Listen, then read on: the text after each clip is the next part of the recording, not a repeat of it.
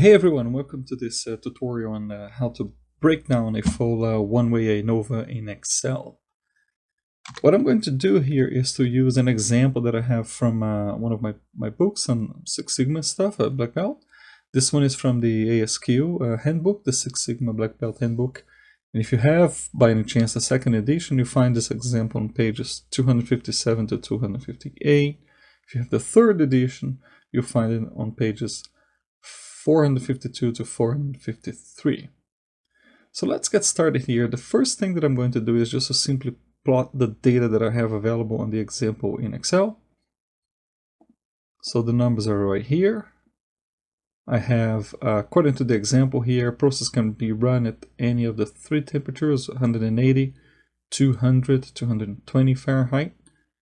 So using the data table in this example, and assuming an alpha risk of 0.05, determining whether temperature significantly affects the moisture content. So that's our example, that's the problem we're going to break down.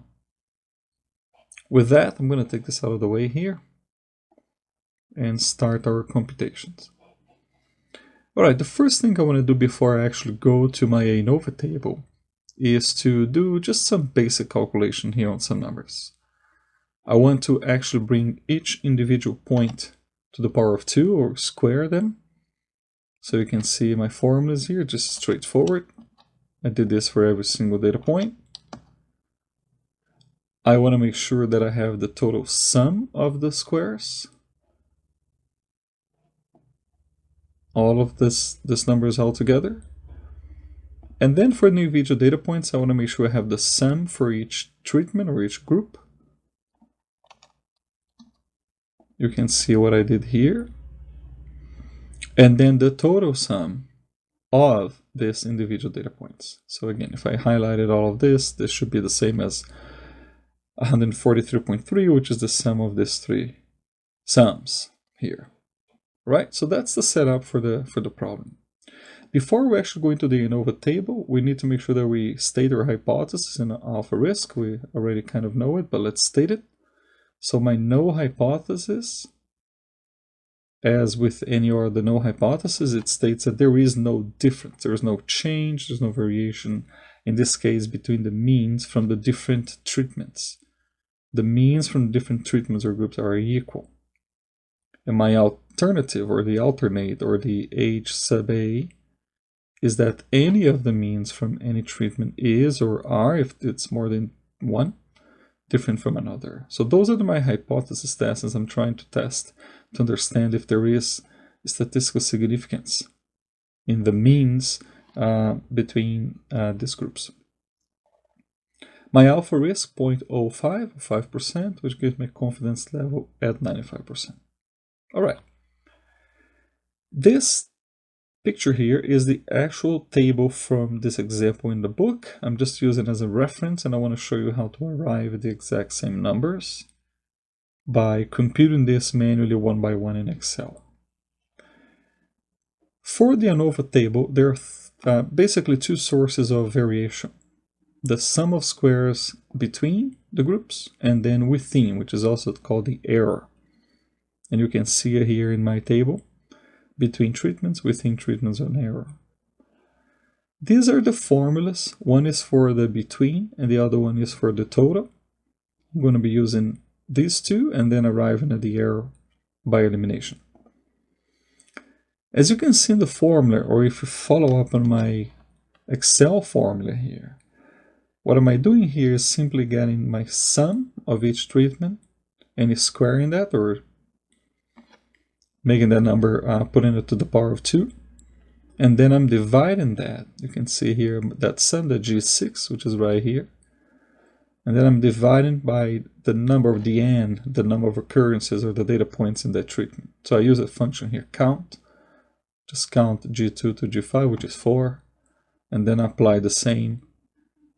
And I sum them up. So this first group here, the temperature 180, plus the second one, plus the third, minus, and that's what you see in the formula here, my total of the sum, my total of the data points, divided by the total count of the total n, which is in this case is 12. So that's the formula for the sum of the squares for the between. 17.69, which is exactly what I have here from the table. Right, so I'm going to jump to the total formula, the sum of squares total, which is this formula here. And if I simply hit F2, you will see that I'm using, in this case now, my total sum of squares. L7 is my total sum of squares. This big number here, 1732.27, minus basically the same computation we did for the sum of squares between at the end. My total sum of the data points, not the square, but the total sum data points, divided by the n in that group. So that will give me the 21.03. I know that the sum between the sum of squares between groups and the error within gives me the total, so I'm simply using the formula here and saying the total minus the between gives me the error, just subtracting it to make it easier, which again, it matches with the example here bang on. So I'm just breaking it down, showing how to compute this manually, so you understand how to arrive at these numbers. Degrees of freedom, in this case I'm looking at the 3 groups of 3 treatments, so that would be 3 minus 1. And for the within of the error, a lot of people think that it's like the 12 data points, so 12 minus 1, 11. That's not the case. 11 is the actual degrees of freedom for the total study. Only for the error, you were looking at each n, or number of data points for each individual group or treatment, minus 1, then plus n minus 1, plus n minus 1, which will give us 9. So you can see my formula here, 4 data points of 4n minus 1, plus 4 minus 1, plus 4 minus 1, which give us 9, not 11. 11 will be the sum between the two here, of the sum of the two, which is 11. Again, you can see it down here as a reference to the table. My mean squares, it's simply my sum of squares divided by degrees of freedom. So I'm doing just a simple division here for between treatments and within treatments. Once again, that's pretty much the number you see down here, probably a small difference in rounding.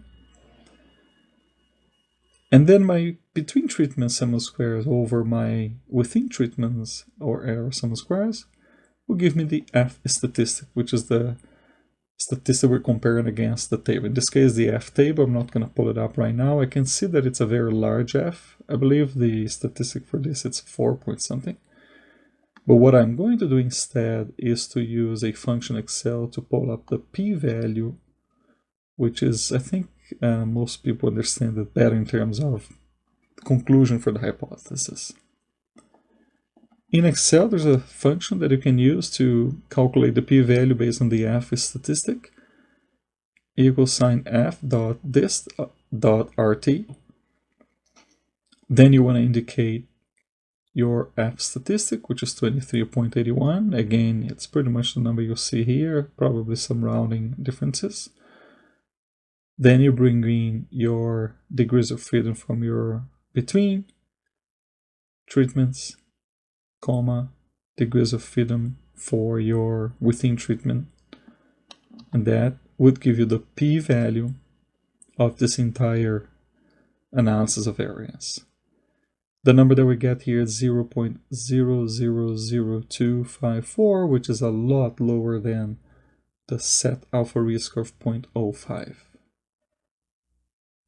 The p is actually lower than the alpha risk in this case, so we will reject the null hypothesis and state that there is statistical significance that one or more mean is, or are, if it's more than one, different from another. So that's it. This is how you break down a full one-way ANOVA, and I hope you've learned something here, and I hope to see you next time.